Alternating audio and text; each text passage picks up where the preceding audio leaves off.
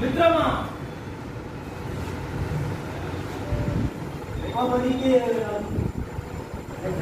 అవధికే వెలుగులు పంచే ఆదిత్యుడు నన్ను అంధకారంలో నెట్టేశాడు. కడుపు పోతనుకుని కన్న తల్లి నన్ను అనాథగా పత్రికగా పరిణమించకు సైతం నన్ను ఆగ్రహించింది. ఇందరి వల్ల అశక్తులై నీకిచ్చిన వాగ్దానం నిలబెట్టుకోలేకపోతున్నాను. మిత్రమా, నన్ను క్షమించు.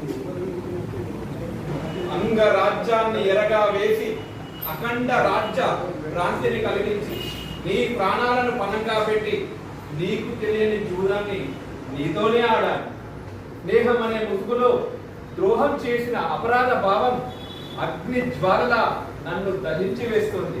క్షమించవలసింది నేను కాదు, నువ్వు రాదేయా, నువ్వు. ఆదరణ కల్పించి అపరాధ భావం అంటున్నావేమి మిత్రమా? ఈ ఒక్క జన్మ కాదు, ఎన్ని జన్మలైనా ఈ రాధేయుడు నీ విధేయుడే మిత్రమా. అలర్జరత్న ఖచ్చితాభర సింహాసనాన్ని అంగరాజ్యాన్ని నాకు అందించి నీ ఔన్నత్యము అన్నిలకు సాధ్యమా మిత్రమా?